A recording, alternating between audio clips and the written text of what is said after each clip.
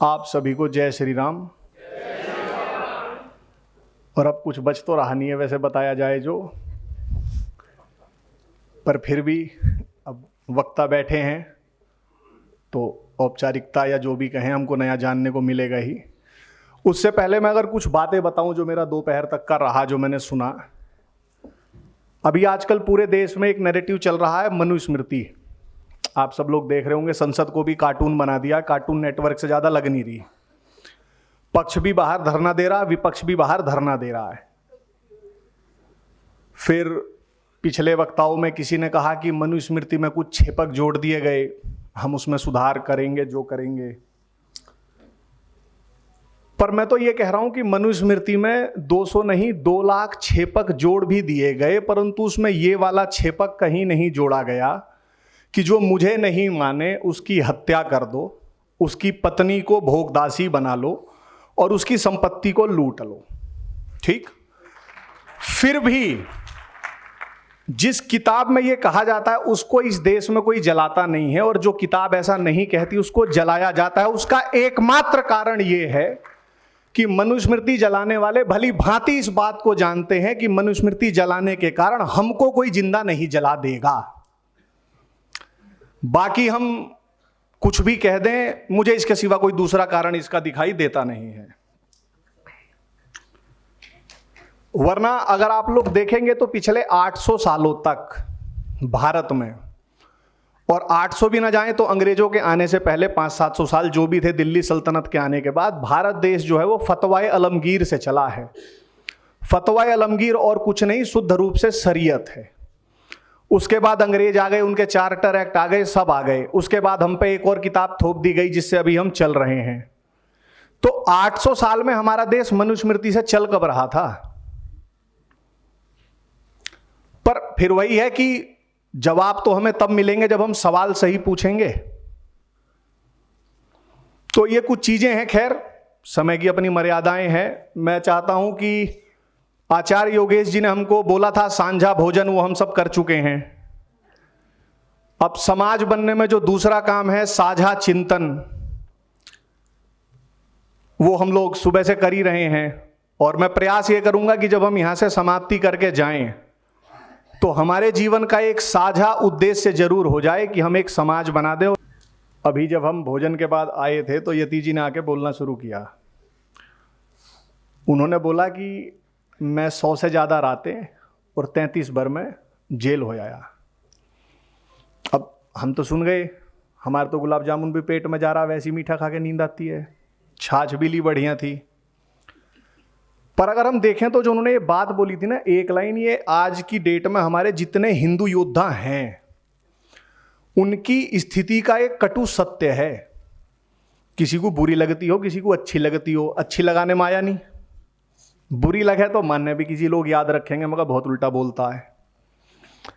इस सभागार में मुझे नहीं दिख रहा कोई ऐसा हिंदू योद्धा है, या पूरे भारत देश में। यति जी आप तो खूब घूम लिए, पुष्पेंद्र जी भी घूम लिए, आचार्य जी आपके भी प्रवास होते रहते होंगे। कोई ऐसा हिंदू योद्धा आपको मिला क्या कि जिसे अरेस्ट करने के लिए कम से कम 5-7 हजार पुलिस बल की आवश्यकता पड़ जाए? जितने घूम रहे 2 बीट वाले आगे उठा के किसी को भी ले जाऊं। संभल आज की डेट में चर्चा का केंद्र है। वहां बर्ग के घर में मीटर लगाने के लिए 1000 पुलिस वाले लग गए। यहां हम धड़ाधड़ मगर 1 तारीख को बिल भर दो।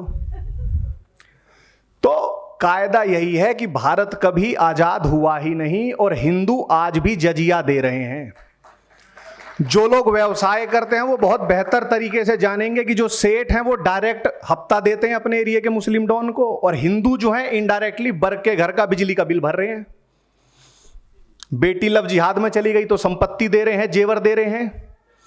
अब हम करें तो करें क्या कि यति जी 33 बार चले गए, तो आज जो बोल के गए मुझे लगा 34वीं बार भी जाते दिखे।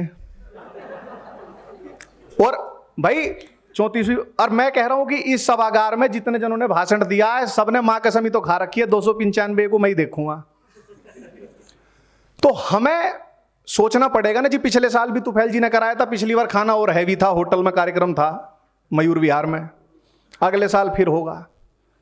हमें जी सोचना पड़ेगा हमें चाहिए क्या। हमें देखना पड़ेगा कि पुष्पेंद्र जी, आचार्य योगेश जी, स्वामी जी, सरदार जी, जितने भी जने हैं, हाँ, इन्हें कोई गिरफ्तार ना कर सके, क्योंकि किसी वक्ता ने बोला था कि हमारा जो असली शत्रु है, यति जी नहीं बोला था, कि ये पुलिस, ये न्यायपालिका, ये पूरा ढांचा जो है, जो मॉडर्न इंडियन स्टेट है, ये हमारा शत्रु है।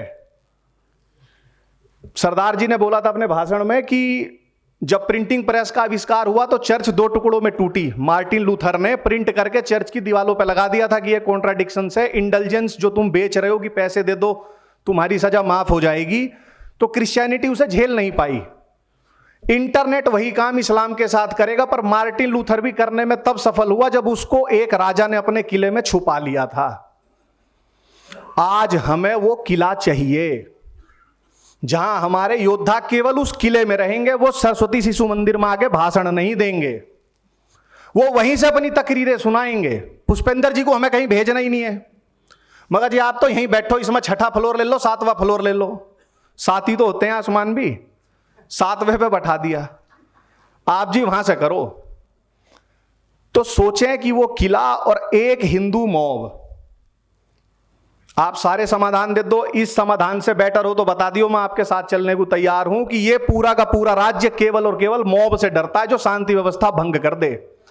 जब वो यति नरसिंहानंद जी को लेने के लिए आते हैं तो उन्हें पता, इन्हें उठा के ले जाएंगे तो पत्ता नहीं खड़केगा। अगर उन्हें पता हो कि हम डासना में आते हो और ये पूरा पश्चिमी उत्तर प्रदेश जल जाएगा, मजाल है, मैं तो कह रहा हूं भाजपा छोड़ो, सपा की सरकार हो, किसी भी की सरकार हो, उठा ले। और इस स्टेट को केवल शांति चाहिए, और हिंदुओं पे शांति व्यवस्था भंग करने का जात थरीना है, वो पैदा करें। यति जी गलत कह रहा हूं तो बता दियो। युद्ध नहीं जिनके जीवन में वो भी बड़े अभागे होंगे, या तो प्रण को तोड़ा होगा या फिर रण से भागे होंगे। हाँ, अगले वक्ता को मैं बुलाऊं उससे पहले 2 चीजें मुझे लिखित में आई हैं गुरुदेव की तरफ से, वो मैं आप लोगों तक बताना चाहता हूं। आप लोगों ने पुल देखे होंगे, बहुत बड़े बड़े पुल, 100-100, 200-200, 500-500 साल से जो टिके हुए हैं, और जब बने थे तो जितना वजन उठा लेंगे बोले थे, उससे 10 गुना वजन आज फालतू में लेके चल रहे हैं। उस पुल के अंदर एक की स्टोन होता है, बहुत छोटा सा, आप उस की स्टोन को हटा दीजिए, वो जो पुल 200 साल 300 साल से टिका हुआ, इतना वजन ढो रहा है, वो पुल धराशायी हो जाएगा। भाईजान जब फटने जाता है तो उसको सिखाया जाता है कि की स्टोन के पास ही लगाइयो बम। अभी आजकल जो बन रहे हैं वो प्री स्ट्रेस्ड कंक्रीट के पुल बन रहे हैं आचार्य जी, उसमें एक एंकर वेजेस होते हैं, आप उस एंकर वेज को हल्का सा खिसका दो, पूरा का पूरा पुल 3/1 का मसाला लगाओ तो भी गिर जाएगा। रिलीजन के बुरके में घूम रहा माफिया गैंग अब तक 1400 सालों से इसलिए बचा हुआ था कि उसका जो एंकर वेज था, उसका जो की स्टोन था, उसके बारे में न कभी बोलने दिया गया, और अभी भी उतनी स्वतंत्रता से नहीं बोलने दिया जा रहा है। अब हमको लड़ाई पता चल चुकी है, की स्टोन पता है, उसे हटाना है, उसके लिए हमें यति जी को किला देना पड़ेगा। और साथ ही उन्होंने दूसरी बात बोली है जो सुबह से बहुत लोगों ने बोल दी, मेरा तो दिमाग ही ऐसे डिस्टर्ब हो गया सुन सुन के, कि भाई ये 20 करोड़ हैं, 50 करोड़ हैं, दुनिया में 150 करोड़ हैं, 1500 करोड़ हैं। जब हिटलर अंकल ने 14 जून 1940 को जब जर्मनी ने पेरिस पे कब्जा किया था तो पूरी जर्मनी में सब नाजी थे, और जब 9 मई 1945 को दादा जर्मनी ने सरेंडर किया था ना, तो पूरी जर्मनी में केवल जर्मन थे, नाजी कोई नहीं था। कहने का अर्थ यह है कि विचारधारा को समाप्त किया जा सकता है, जो विचार को ढो रहे हैं उन्हें मारे बिना भी, परंतु उसके लिए उस विचार पर, उनके एग्जैक्ट वर्ड कोट करता हूं अपने गुरु के, जो जॉम्बीज हैं वे पैदा तो मनुष्य से हुए हैं, रिलीजन के बुरके में घूम रहे माफिया गैंग ने उनको जॉम्बी बना दिया है। किसी विचार को धारण किए हुए मनुष्य को नष्ट, बिना विचार को नष्ट किया जा सकता है, लेकिन इसके लिए विचार पर रोज वार करने होते हैं, आक्रमण करने होते हैं, विचार को नंगा करना होता है, उनकी धज्जियां उड़ानी होती है हर चौराहे पर। और जो लोग ये कहते हैं कि हमें गुड मुस्लिमों को साथ लेना होगा, उन्होंने तो लड़ाई शुरू होने से पहले ही छोड़ दी है। जो ऐसा कहे कि हमें गुड मुस्लिम को साथ लेना है, मॉडरेट मुस्लिम को साथ लेना है, वे धिम्मी हैं, आत्मसमर्पण कर चुके हैं, वे जानवर होना स्वीकार कर चुके हैं, वे इस दुनिया के सबसे घटिया हैं, जीव हैं, घृणा के लायक भी नहीं हैं। अब आप देखें किला कैसे बनेगा, मॉब कैसे आएगा।